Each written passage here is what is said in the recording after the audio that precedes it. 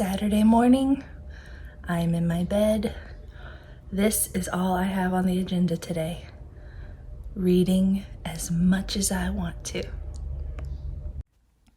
So I've followed Minnie Small, the artist, for years and years and years. I follow her on YouTube, social media and everything, but I'm also a patron of hers.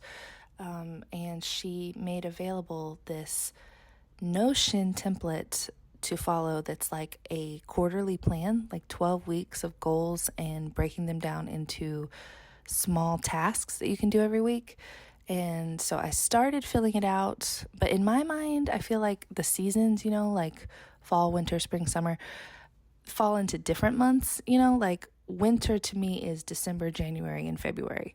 Some people might disagree. That's probably not the first quarter in any kind of like business mindset, but that's the first quarter for me. So December stuff has already happened. A lot of January has already happened. So I'm going to fill this out moving forward, but I thought I would share this with you. And then I'll create a new one for spring, which I guess to me would be March, April, May, and then summer, June, July, August. And then the last quarter of my year would be fall, which would be September, October, November. But I think it'll be cool to keep me on track, hopefully, and I can just review a little at a time instead of like one big New Year's resolution. And I thought I'd give you guys a little update onto how my planner's turning out. I love that I have the whole month on the left. I have this really cool washi tape that has all the times laid out, all the hours, so I can plan hour by hour. I can time block for my different classes. I can list out things I need to do. And then on the right hand side, I have just kind of like bigger overarching goals and stuff. And even on the very back, I drew my own little habit tracker to try to keep track of my priorities and what I'm getting done each day. Thought I'd share some of the thoughts, the things that stood out to me the most about Radically Content. I'm definitely going to post the link to the TFD interview with her because I feel like the author spoke so articulately and beautifully and eloquently about all of her thoughts in that interview.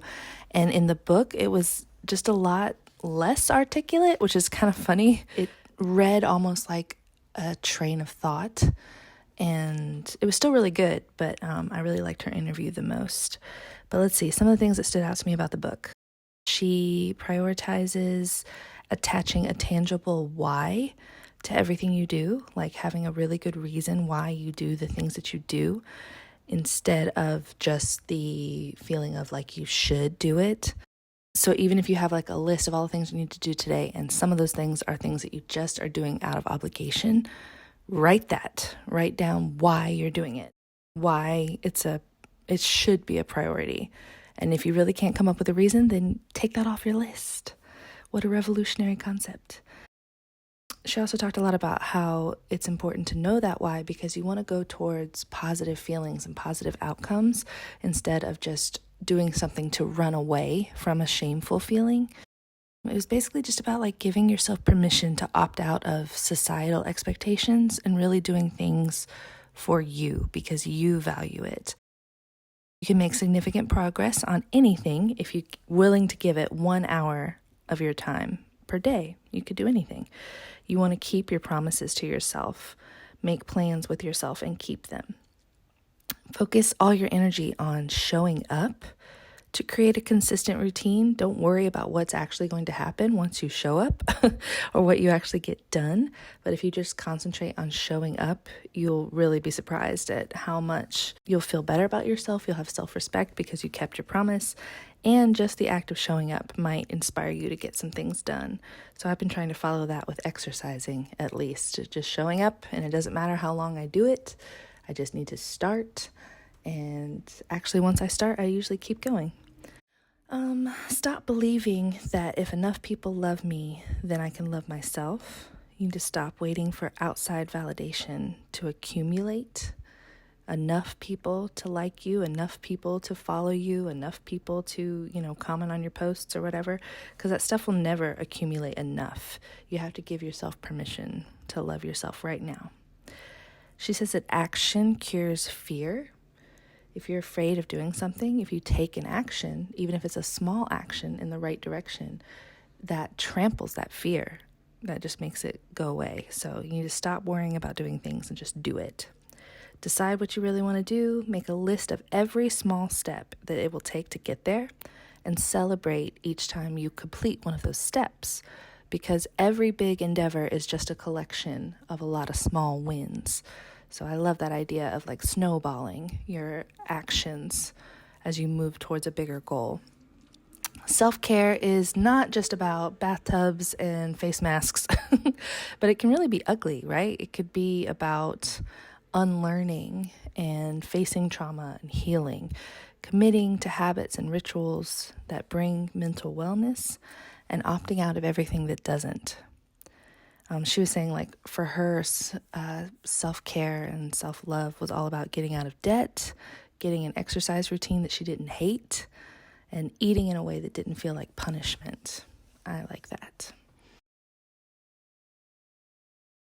She talked about a magical thinking ritual that she does. She writes down all the things that she wants to feel, and then she writes them in present tense, like it's already happening. And then she repeatedly writes that same thing every day, just, 5 or 10 minutes. But the repetition of it kind of rewires the brain and helps transform her thoughts. So she could say, she wishes that she felt good about her body. So she would write, I love my body and I allow myself to feel good. And she wrote that every day until it really sunk in. She mentions, instead of buying into all these societal expectations and letting outside sources kind of set standards for your life, that you should pursue things and activities that lead you to feel the most free, the most expressed, the least held back, the most healed. That's really what contentment should be.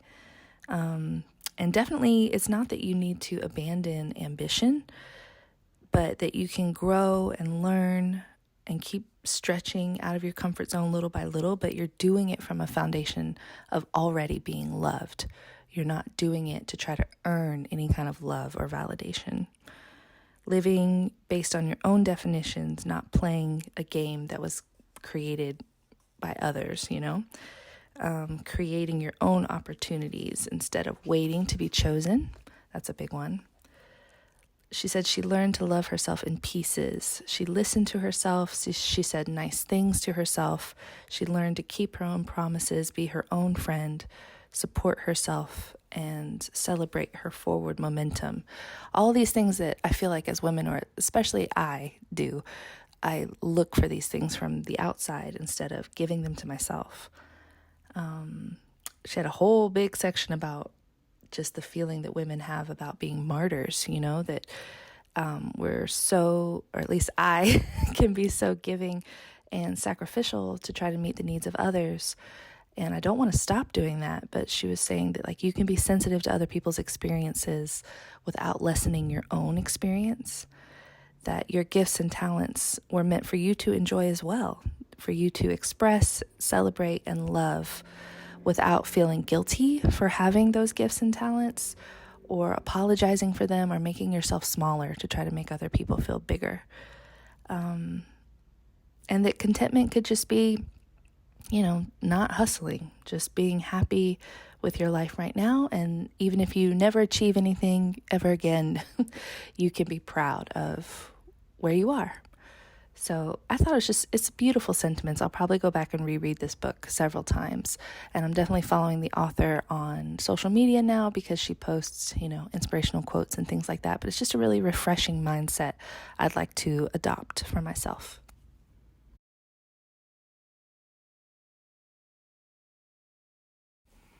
If you liked this video, please give it a like. If you loved this video, please sub it down below. And I hope you all have a lovely day.